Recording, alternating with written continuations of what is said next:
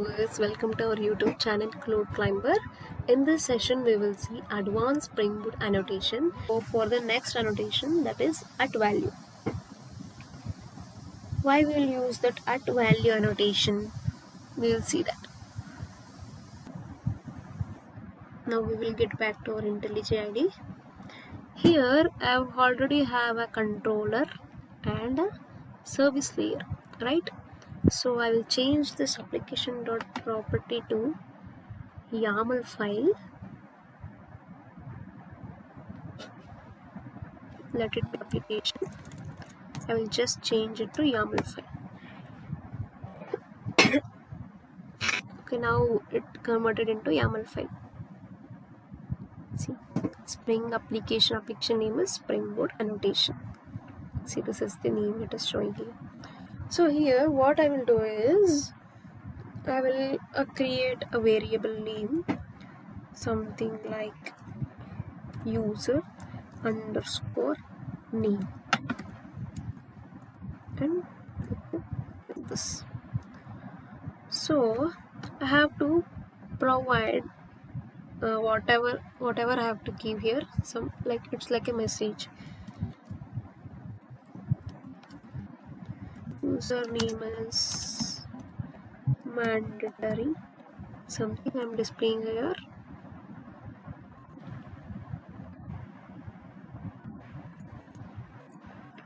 If you remove that, there is no problem, it won't create any problem. So I will go to my service layer now.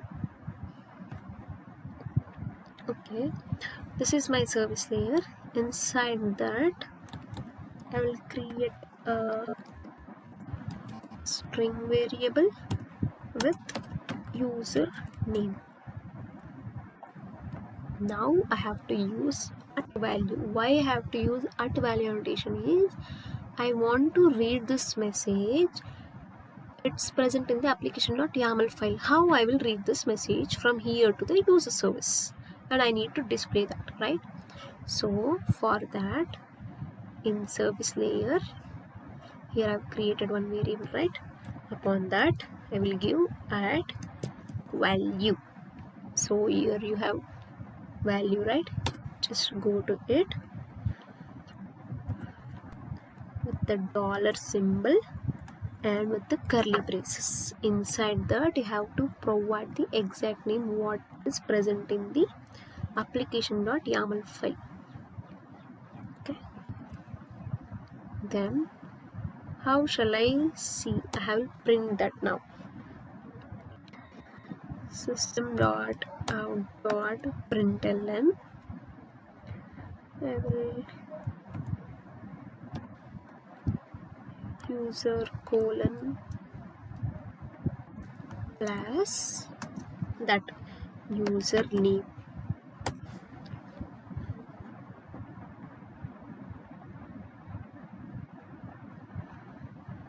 What is the message I'm passing here is user is mandatory.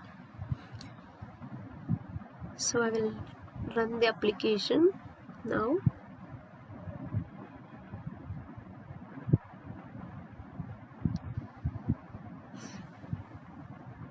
Inside, if I go to the service I have, it should display username as well. You are alive. We will check it now. Here first I should get user colon username is mandatory, and next it should print user are alive. I will go to the postman and I will hit this API. Okay, I'm getting welcome to human control. Now if I go to the console, I'm getting username is mandatory, which is given in application.yaml file. Here semicolon, why it is coming? Because I have given here. If you remember that, it won't. If you thought whatever you have given here, that message is passed using at value annotation. This is why we will use at value annotation. That's it about at value annotation. Next is at configuration properties. Okay, we will go get into it.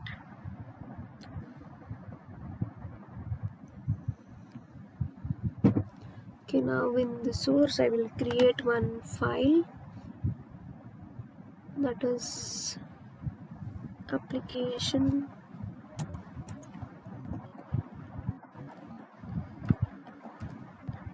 dot properties file. Okay, now application properties ready. So here I will provide something like mail dot host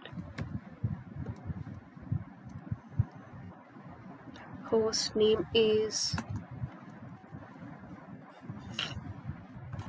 I will keep it as code climber.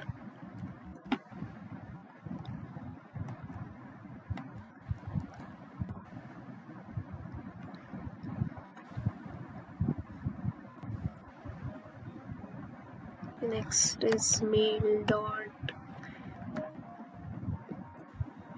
email. Mail is equals code climber at gmail.com, and we will give mail dot user is equals to code climber.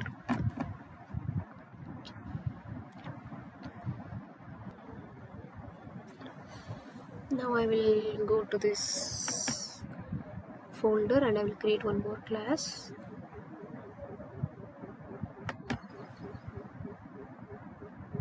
I will name it as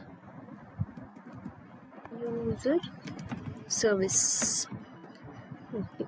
In user service, I will annotate this with a component annotation and at data. Here, why I am using at data annotation? Usually when we are creating an entity class, what we will do is we will generate the getter, setter and the constructor, right? But if you are using this at data annotation, you don't want to create this setter, getter or constructor. You can directly use at data, it will take care of everything. You don't want to create it manually. This is the advantage of this. Or else for the each and every field, if it is in 100 field or 1000 field, for 1000 field also you should create setter, getter, constructor manually. But if you are using this single annotation, you no need to use all those things. Now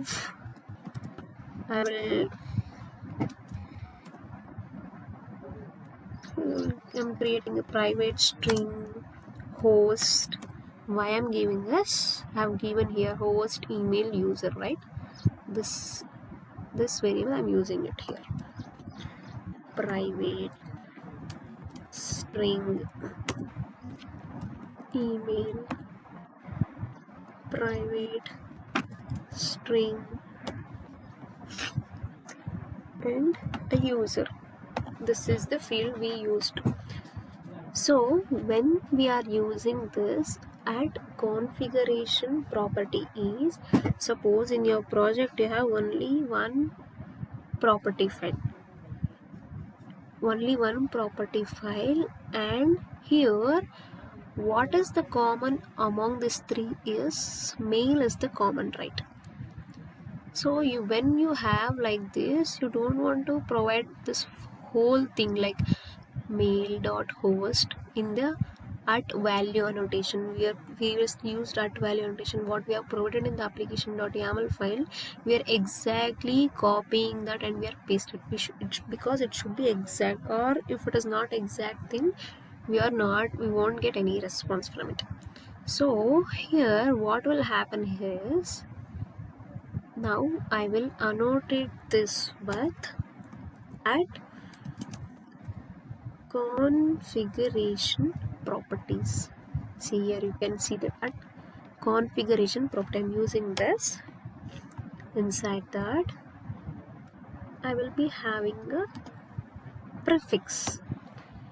Inside this prefix, what I will provide is the common name among it. Here it is mail, so I will provide that mail. Alright, So I will delete this because I'm not using this application.yaml file, so I've deleted that. So then I will go to my main method. Here I will create a bean. So here I will give it as a var context. Okay, by using this I will give it as a small context. Okay. Context dot get bean, string name bean. Here I will use user service dot class. Why I'm using this is this is the object I have to return, and this is the field I have to return the values from the property file. So I have to use this user service, and I will provide the return type here. The return type as user service. Okay, then I will print all the 3 elements: system dot out dot println user service dot get user. Okay, I will copy this, paste this. Now I will change this to user get host or email. I will get the host. So when I run my application, what I should get is, in the application.property I have these fields, right? I should return this because I'm printing here. So now we will run our application.